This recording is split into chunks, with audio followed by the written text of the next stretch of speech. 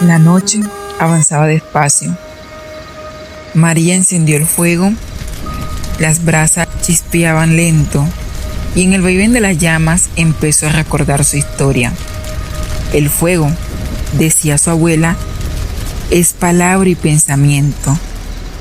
Al encenderlo uno puede ordenar los pensamientos que lleva dentro. María lo encendió buscando respuestas, porque desde hace días su hijo no dormía. Lloraba sin consuelo, como si algo invisible lo llamara lejos. María, durante su embarazo, había sentido miedo. Miedo a las palabras antiguas, a los rituales que su abuela le insistía a cumplir, los sobos con manteca de chivo, el soplo del tabaco y chirrinche para armonizar su cuerpo. Y la manilla roja que debía llevar siempre en la muñeca como aseguranza.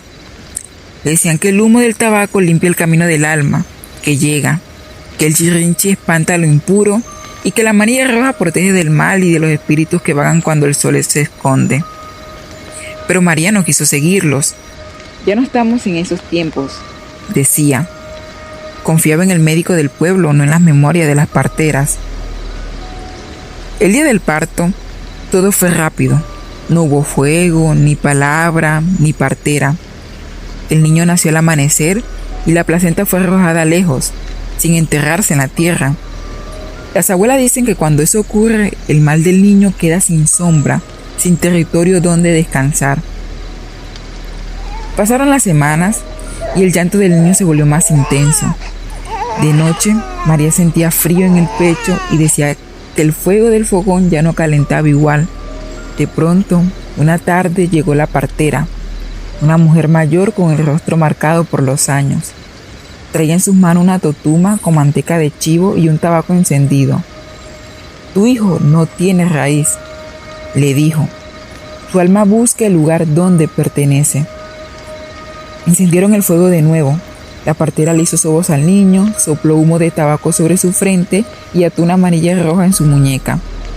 Después le habló con calma, mientras el fuego crepitaba. «Ahora debes cuidar su sombra», le explicó.